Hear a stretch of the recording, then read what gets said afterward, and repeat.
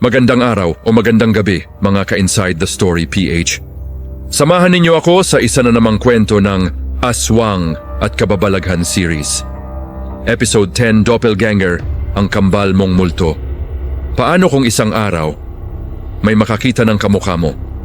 Eksaktong ikaw, parehong mukha, parehong galaw, ngunit hindi ikaw, yung sinasabi nila kapag nakita mo ang iyong dobling anyo.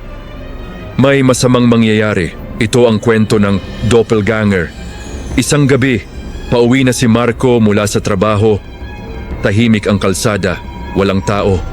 Habang naglalakad, may napansin siyang lalaki sa kanto. Nakatayo, nakatingin sa kanya niya, unti-unti siyang lumapit. At doon niya nakita ang mukha ng lalaki. Ito ay sarili niya. Hindi siya makagalaw. Parehong suot, parehong itsura, ngunit ang ngiti, hindi normal. Ang kinabukasan, nagkasakit si Marco. At makalipas ang ilang araw, may nangyaring hindi inaasahan.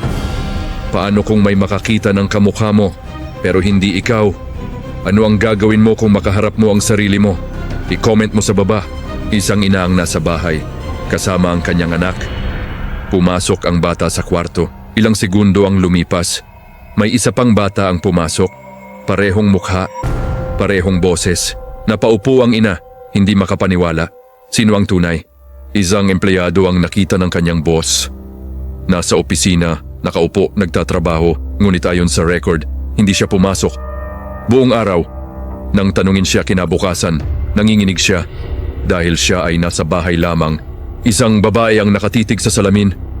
Ngunit may kakaiba, hindi sabay gumalaw ang kanyang refleksyon, unti-unting ngumiti ang nasa salamin. Kahit hindi siya ngumingiti at biglang kumurap, mag-isa. May mga nagsasabi na may nilalang na ginagamit ang iyong pangalan, ang iyong muka, upang lumapit sa iba habang ikaw ay walang kamalay-malay. Isang lalaki ang sinabihan ng kanyang kaibigan, kanina ka pa namin kasama. Ngunit kakarating lang niya, lahat sila nakakita ng siya bago pa siya dumating. Ayon sa paniniwala, kapag nakita mo ang iyong doppelganger, ito ay babala, huwag mo itong lalapitan. Huwag mo itong kakausapin. Dahil kapag ginawa mo iyon, maaaring hindi ka na makabalik. May isa pang ikaw. Hindi ka nag-iisa. May gumagalaw sa dilim. Hindi ikaw ang nakita nila. Paano kung may makakita ng kamukha mo? Pero hindi ikaw. Ano ang gagawin mo? Naniniwala ka ba sa doppelganger? I-share mo ang sagot mo sa comments.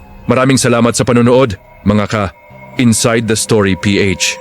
Sa isa na namang kwento ng Aswang at Kababalaghan series, Episode 10, Doppelganger, ang kambal mong multo.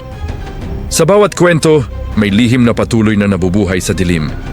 Huwag kalimutang mag-like, mag-comment, mag-follow at mag-subscribe para sa mas marami pang kwento ng misteryo at kababalaghan. Ito ang Inside the Story PH. Hindi lahat ng kwento ay katang-isip lamang. Hanggang sa muli at ingat kayo palagi.